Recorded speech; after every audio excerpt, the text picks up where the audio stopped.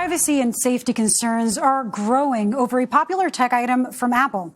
Law enforcement officials say Apple AirTags are being used to track people without their knowledge. The small coin-sized devices are meant to help individuals find important items like phones, keys, or wallets.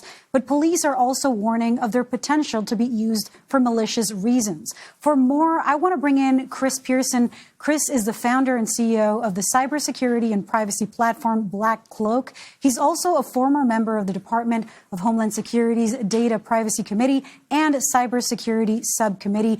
Chris, thank you for joining us. First, explain to us how these tracking technologies work. How does the AirTag actually function?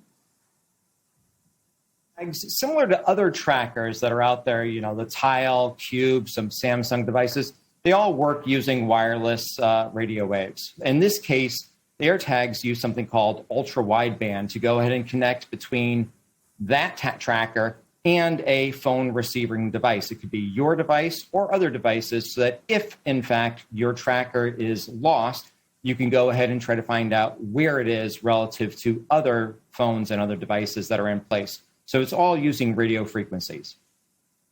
So it's not something that you connect to your phone and it's like the AirPods or your Apple Watch or something. This is something that could travel long distance and you find it through Find My iPhone and that kind of technology. Exactly. You're going ahead and attaching these AirTags into your iPhone device so you can claim that it is yours. You can put it on something that you have. You can put it on a car so you know where to find it in a parking lot. You can put it in your purse. You can find it in a briefcase, wherever you want. And when you lose that item, you can go ahead and query it. You can have it chirp. You can go ahead and find its location. You can go ahead and query where it's been. But, as with all things that are made, technology items that are made for good, there are also other nefarious purposes that can be for. And let's talk about those. I mean, it seems obvious that if you have a tracking device, if anybody's ever watched a Hollywood film, the first thought is, this could be used, especially because it's so hard to detect, for evil. Tell us more about these stalking concerns. Where are people finding these devices? Yeah, these devices are being found in a number of different locations, obviously used for good purposes, but also on the nefarious side. A lot of times they're found in your pockets of coats. They're found in purses, briefcases, attached into luggage, and most especially onto cars, especially luxury cars. So there have been a lot of criminal theft, car theft type of rings that have been targeting higher end cars and putting those AirTags on the vehicles, following to where they actually stay for the night, so to speak, and then going ahead and trying to steal them from there. So that's usually where you're going to find a device that you did not purposefully plant somewhere. I keep wondering, because I've covered the follow home burglaries and robberies, and that certainly is one option. An Apple spokesman tells CBS News that the company takes very seriously customer safety and is committed to AirTags privacy and security. What's Apple doing to prevent these instances of unwanted tracking and stalking?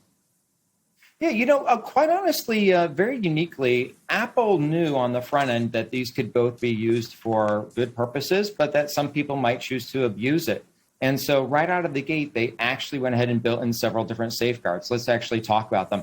First, they went ahead and made sure that if an AirTag that is not yours is on your person for around 4 or 5 hours now, that it will go ahead and send an alert to your Apple device saying, hey, there is an AirTag that is tracking you, which of course would then necessitate your looking in your pockets, your purse, your briefcase, your area, so that you could go ahead and find it. Secondarily, Apple went ahead and said, let's go ahead and release an app, create an app that's called Tracker Detect, and create that app and release it for Android devices so that anyone, not just Apple users, iPhone users, but anyone could go ahead and scan about their general area to go ahead and find if there are any tracking devices that are around them. And also, if a device is separated from its owner for in between some 8 to 24 hours, it'll emit a low-level chirp. So those are all proactive things that Apple did right out of the box to go ahead and say, hey, how can we go ahead and better protect the privacy of the community at large, not just Apple users, but beyond that? That makes sense. And that was going to be one of my questions. What if you have an Android? It makes sense that the thing would beep because otherwise you wouldn't know. I know that Apple has a technology that tells you somebody could be tracking you because I recently started using my husband's AirPods and my phone kept saying somebody could be tracking you. I'm like, it's OK. He knows where I am. So Apple also says that people should call the police if they find one of these unwanted AirTags on them. How's law enforcement handling these reports? Is this something that's illegal? Do officials have a broader plan to crack down on these types of incidents? Yeah, I think there are a few different things there. First and foremost, personal safety, number one. If you find a device that is on you, make sure you're in a safe location with friends, with people that you know. Second, do not go home with that device that is not yours. So if you have that AirTag that's in your pocket, do not go home. If it's late night, go ahead and pop it open, take out the battery so that it is no longer active. If you have, if this happens during the day, go ahead and bring it right into a police station so that you can turn it into them. Every single one of these devices has a serial number. The person that is tracking it will have tied their device to the serial number. And of course, the police can go ahead through subpoenas and go ahead and subpoena information from Apple about where this device was made, sold, shipped, et cetera, what phone it was tied to that was doing the tracking. And then, quite honestly, a lot of the stalking laws, a lot of those cybercrime laws are going to come into existence. And I mean, just in fact, January is National Stalking Awareness Month. So it's like right there for us to all have a much, much better sense of our own personal safety this month. Well, good timing. And while we have you here, what else can people do to protect their safety and privacy online or offline? Well, look, overall, it's up to every single person to understand that you leave a digital footprint. You leave digital breadcrumbs out there about you. Make sure your personal devices, your cell phone, your tablets, your computers are protected from malware. Make sure that you're watching out for your information that is out there on data broker websites, out on the internet. Limit the amount of information that you are sharing.